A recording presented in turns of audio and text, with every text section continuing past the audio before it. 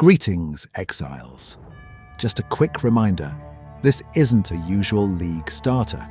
You can't start the League with it, because you need specific gear and jewels for the build to work. In this guide, I'll show you how to get started with an entry-level Aurastacker. Before we look at the gear, it's important to understand how an Aurastacker actually works. The idea is simple. We stack as much mana reservation efficiency as possible. That allows us to fit in a huge number of auras while also scaling their effect. Increasing aura effect makes every aura significantly stronger. The most important breakpoint for this build is 300% increased aura effect. Without reaching that number, the build simply doesn't perform the way it's supposed to. Don't worry if that doesn't make sense yet. We'll come back to it once we reach the jewel section. Now, let's dive into a guide. Let's start with the class choice. We're playing an Ascendant because she has access to 3 Ascendancy notables that are perfect for an Aurastacker. 2 of them come from our Ascendancy points, while the 3rd is picked up later using a Forbidden Flesh and Forbidden Flame setup. Let's get into the gear. The helmet is Alpha's Howl. Ideally, you want a corruption with either +2 to level of socketed aura gems, or +2 to level of socketed area of effect gems. The area of effect corruption is slightly better because it also increases the level of righteous fire. Next up is Chevron's wrappings. Look for either +2 to projectile gems or +2 to duration gems. Both of those corruptions increase the damage of Spark of the Nova. More importantly, Chevron's prevents chaos damage from bypassing your energy shield. It also enables pain attunement, giving us 30% more spell damage while on low life. For the gloves, we're using Maligaro's Virtuosity. This item sets our critical strike multiplier to exactly 300%. We also need either +2 to aura gems or +2 to area of effect gems as the corruption. That pushes all 3 purity auras to level 23. At level 23, every purity grants an additional 5% to maximum elemental resistance.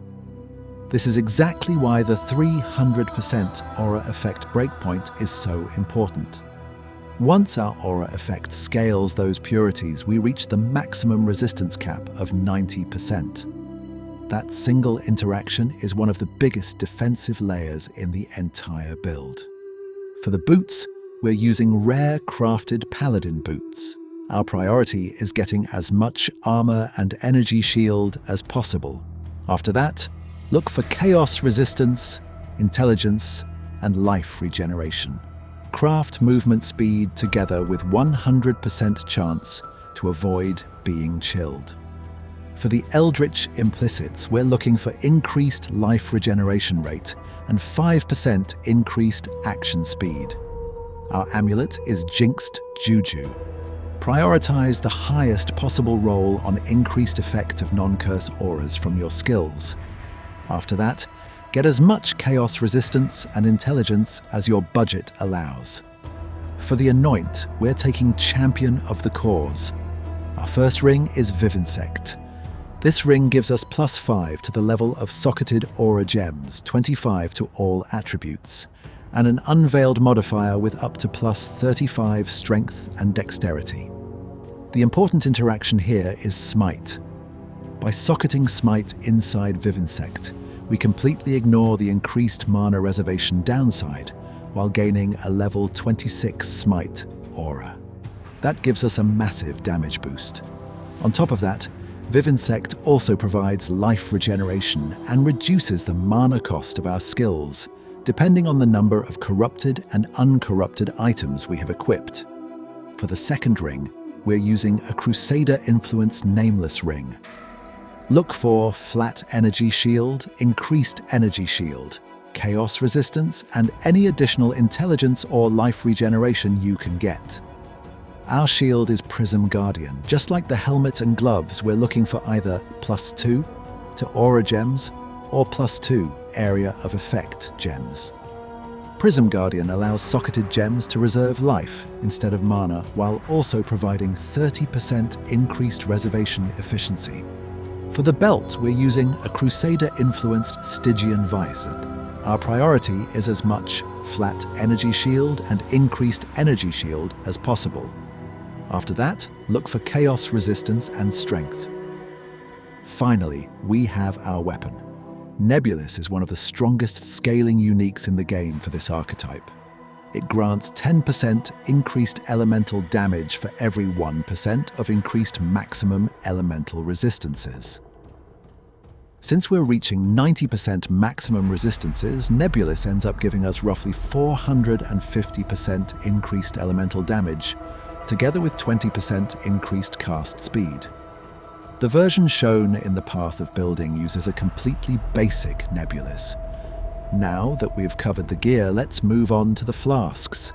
Our first flask is at Zeri's Promise. The only role that really matters here is elemental damage gained as extra chaos damage.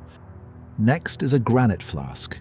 This is one of our biggest defensive flasks, adding a huge amount of armor on top of everything we're already getting from Determination. Roll. Gain flask charges when you deal a critical strike as the prefix and increased armor during Flask Effect as the suffix. For mobility, we're using a Quicksilver Flask. For the suffix, reduced effect of curses on you is the best option. Next is a Diamond Flask. Again, look for gain flask charges on critical strike, together with increased critical strike chance during Flask Effect. Our final flask is a Silver Flask. For the suffix, craft life regeneration during Flask Effect. Now let's move on to what is arguably the most important section of the build, the jewels. We'll start with our Forbidden Flesh and Forbidden Flame jewels. There are 3 options: Guardian, Champion, or Necromancer. I'm using Guardian in this version of the build, but all 3 are perfectly viable. Choose whichever one best fits your budget. Next is Watcher's Eye. 2 modifiers are mandatory. The first is increased critical strike chance while affected by Wrath. The second is Energy Shield gained for each enemy hit while affected by Discipline. The third modifier is completely flexible. If your budget allows it, look for another offensive modifier like Lightning Penetration while affected by Wrath. Next comes our Militant Faith Timeless Jewel. There are 2 modifiers we're looking for: reduced mana cost of skills per 10 devotion, and increased effect of non-curse auras from your skills per 10 devotion. Now, let's talk about the large cluster jewels. Our first large cluster is an 8 passive elemental damage cluster. We're looking for Inspired Oppression, Sadist, and Widespread Destruction. The second large cluster is another 8 passive cluster. This one needs Burden Projection, Practiced Caster, and Sap Psyche. The third large cluster requires Disorienting Display, Prismatic Heart, and Snowstorm.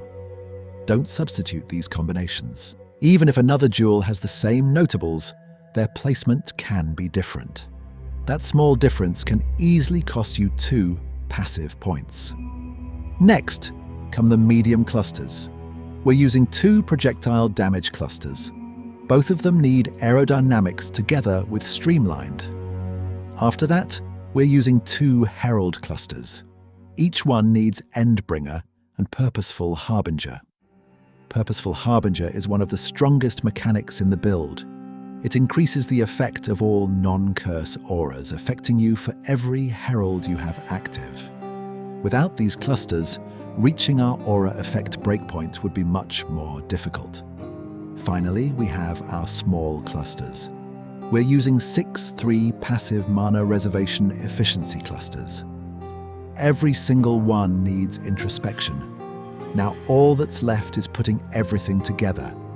Let's finish with the skill setup.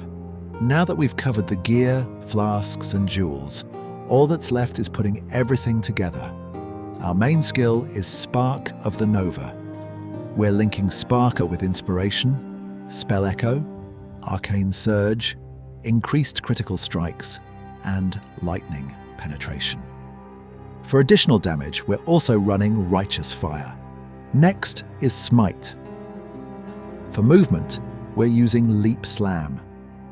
For our guard skill, we're using Molten Shell linked to automation. This gives us an additional defensive layer without requiring another keybind. Now let's talk about the auras, because at the end of the day, auras are the entire reason this build exists. For our defensive setup, we're running Determination, Discipline, Vitality, Purity of Fire, Purity of Ice, and Purity of Lightning. For our offensive setup, we're using Wrath, Zealotry, Precision, and Smite. Together, they provide enormous amounts of flat damage, critical strike chance, spell damage, and overall scaling. We're also running Haste for even more cast speed and mobility. Clarity helps solve our mana sustain. And finally, we're using Herald of Ice and Herald of Thunder. This guide covered the entry-level version of the build. It's designed to get you into aura stacking as early as possible while still having enough damage and survivability to comfortably clear endgame content. But this is only the beginning.